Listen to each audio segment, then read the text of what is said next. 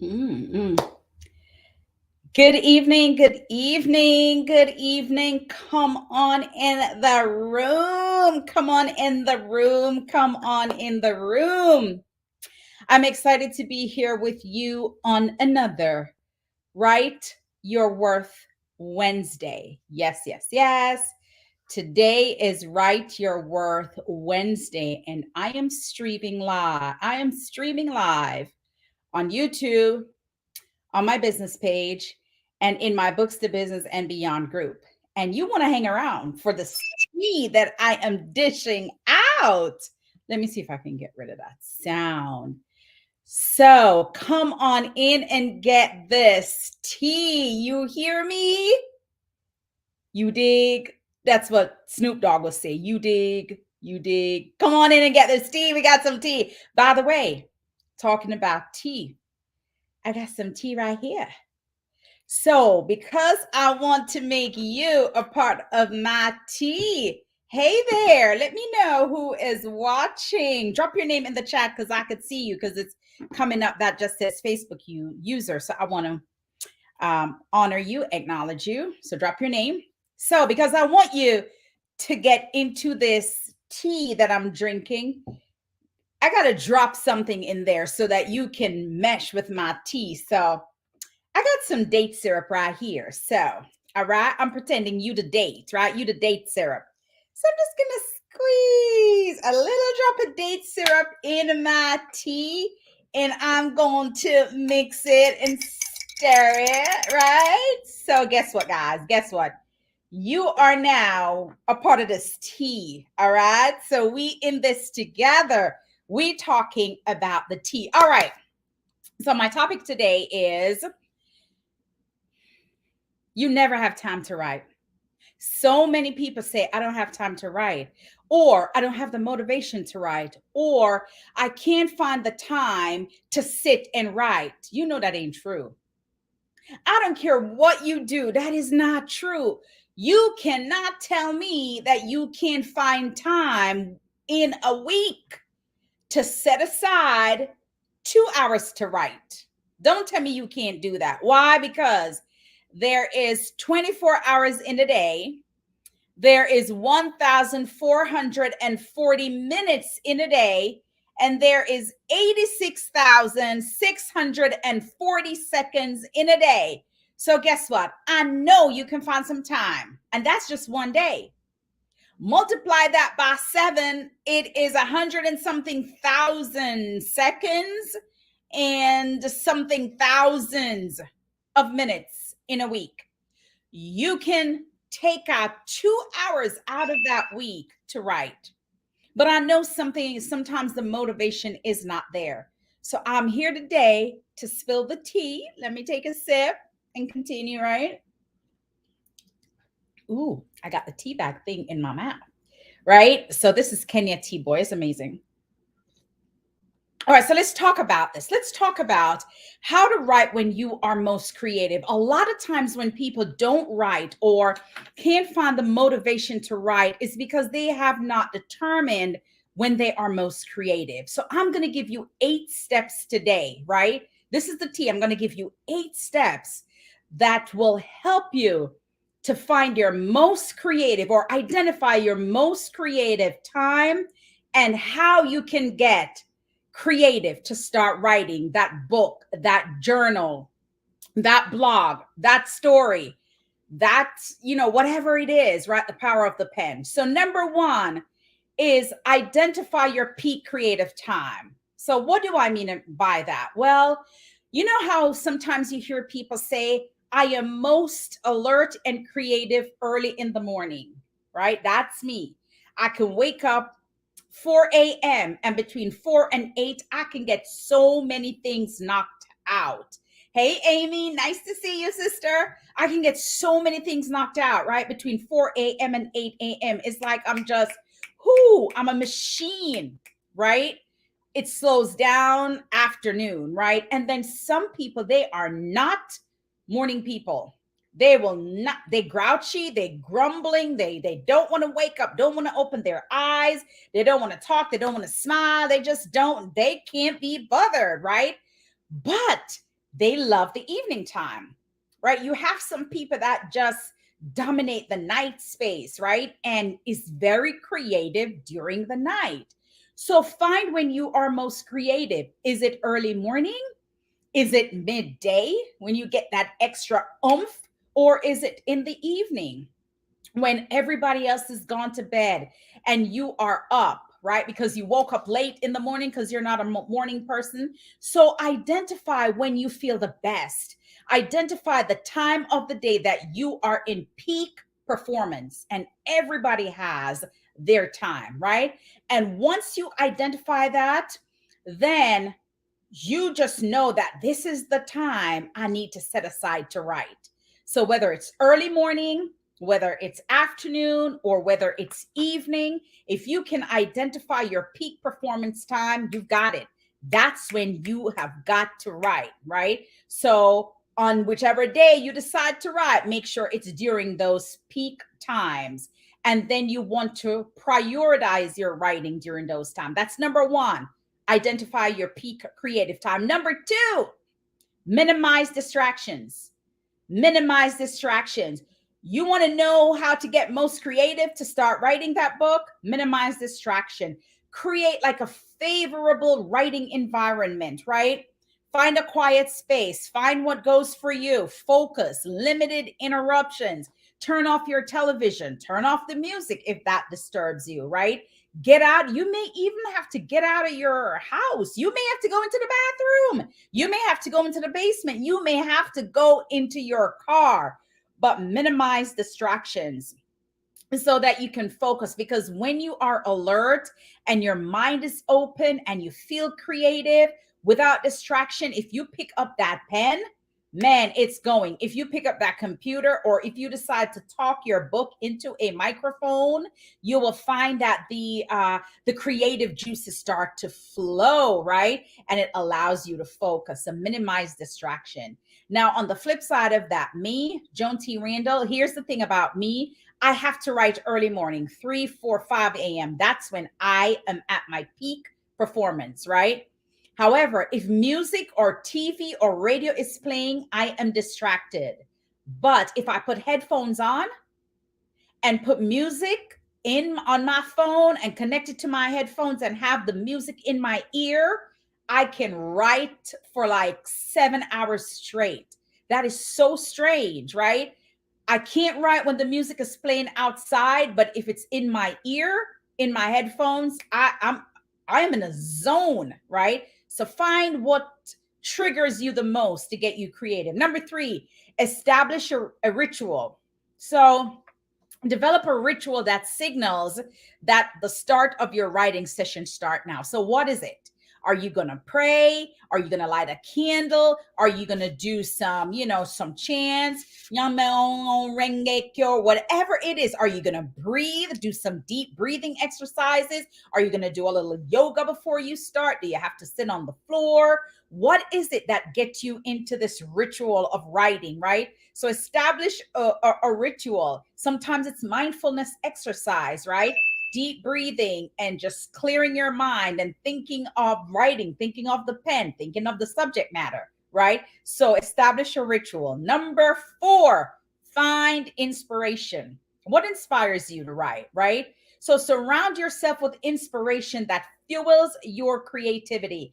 It could be other books, it could be magazines, it could be the genre in which you write.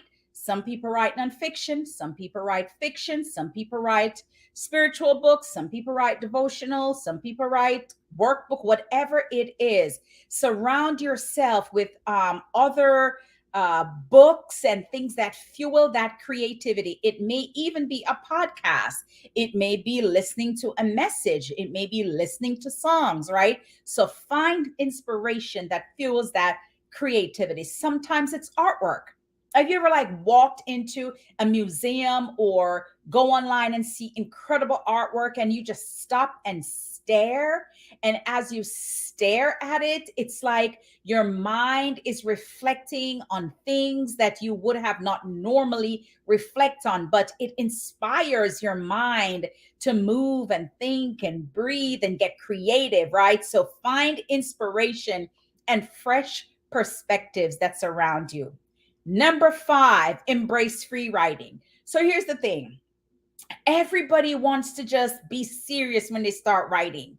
And so they write and they think it has to be, how do I start it? How do I start it? And you can't start with you don't even know what the first word is to type or write, because you're making it so overly, you're overthinking it so much that you cannot even type the first word. You're like, where do I start? How do I start? What is the word? My life is so long. I want to write my book. I want to write my story, but where do I start? Do I start with something bad? Do I start with something good? Do I start at now? Do I start when I was a baby? Do I start about what I remember? Where do I start, right? Just write. Just write. Just write the first thing that comes to mind and start right. Why? Because there's going to come a point where you are going to say to yourself, okay, let me find it, all of the stuff that I write, let me start to organize it. But at the start of the writing process, just write. It's called free writing. Just free write. Free write, right? No rhyme or reason. Just write what you're thinking, write what's on your heart, because at some point you're going to have to organize it in manuscript form, right? So practice free writing, embrace free writing. And free writing could even mean you're driving down the street, or a thought come to you, pull over your car, you take out your notebook, you take out your phone, and you just right? And that gets you into the practice of writing, because what it does is allow your thoughts to freely flow. Just let it flow. It's like telling a story. If you're telling me a story and you're verbally telling it to me, you're going to let it flow. You're going to say, Joan, this is what happened to me. You know, when I was so and so, I remember this happened to me and my mom and my dad, and it was so bad. And this is how we had to do it. And da da da. And you just free flow because you're having a conversation. Well, allow free writing to be that for you, but with the pen, right? So just flow. Just let it flow. Good afternoon. Good afternoon. Just let the writing flow and don't think, right? So embrace free writing, because once you get ready to organize all your thoughts, you may have something that you have already written in your free writing to start with. Okay. Number 6, capture ideas. What does that mean? Keep a notebook around. Sometimes we dream. Sometimes we wake up and we're like, wow, that's amazing. I remember this happened to me at once, right? Go write it down, right? Capture ideas. Let me give you an example, right? I always say that when you are capturing ideas or finding inspiration, put all your senses into it. You'll hear me talk about that no matter what I'm talking about when it comes on to writing. I am going to tell you to utilize your senses, your 5 senses: seeing, hearing, tasting, smelling, and feeling. Get all of it. All of it can be used towards your writing. And I'll give you an example, like, right, we're talking about capturing ideas. Here is an idea for you, right? Tabitha Brown, right? She was driving Uber and this was a few years ago, and she pulled up to a Whole Food restaurant, and she went to the Whole Food deli and she ordered a vegan sandwich, and they put all the different vegan stuff on the sandwich. She took the sandwich, paid for it. She walked out into her car. She sat in her car to eat her sandwich before her next Uber ride. In eating that vegan sandwich, it was so good that she decided to go live and share the experience, the delicious dancing of the taste buds in her mouth and how it delighted all of her senses. Here's the thing. She used all of the 5 senses to tell us how that sandwich tastes. She used taste, smell, the touch, hearing. She was like talking to us, and she used vision, all of her 5 senses. And listen, that was the start. That was the start of where Tabitha Brown is today. So again, in all of this, whether it's finding inspiration or capturing ideas, use your senses. When you taste something, does it brings back a memory? When you hear a certain music or a sound, does it bring back memories, right? When you see something, when you look at the sunrise or the sunset, does it evoke a certain type of emotion? When you feel certain fabric on your skin, soft or velvety, what does it do, right? And when you hear, you see, taste, smell, right? I just talk smell because sometimes aroma brings back memory. So utilize all of your senses as you're capturing ideas for writing.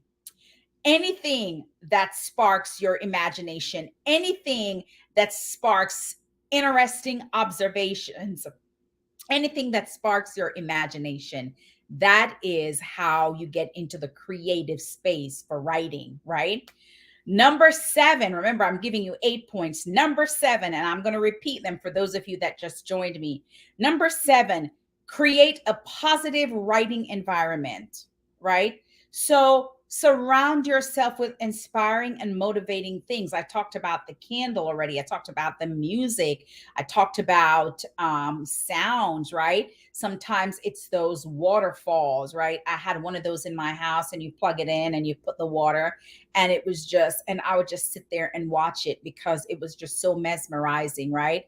Find a positive space for you, a positive environment, create it, right? It may not be there, but when you go to write, maybe you decide to write once a week, maybe it's on a Saturday morning, maybe it's on a Saturday night, maybe it's a Friday night and Saturday night, right?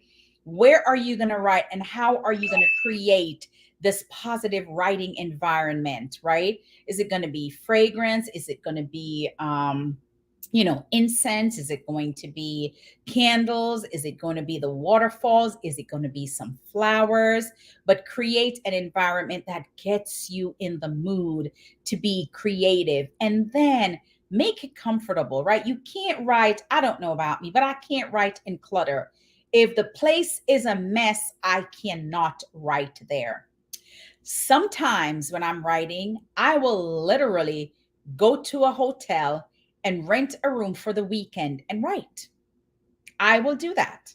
I will go find myself a hotel room and rent it and spend a weekend there to write because it's different from my home, right? I don't have to do much. I don't have to wash the dishes. I am not getting caught washing lawn, doing laundry, cleaning, sweeping, mopping. No, I am focusing on writing. So sometimes taking yourself out of your environment and going someplace else is great. I will also say some people write better when they can see the mountains. Some people write better when they can see water. Some people write better when they can see the skyline. Some people write better when they're looking at a town with all these different tall buildings. So find what inspires you. For me, it's water. If I can sit somewhere and see the water, see the sunrise, the sunset coming, I'm a morning person. So the sunrise, oh my God, I have this thing with the sun.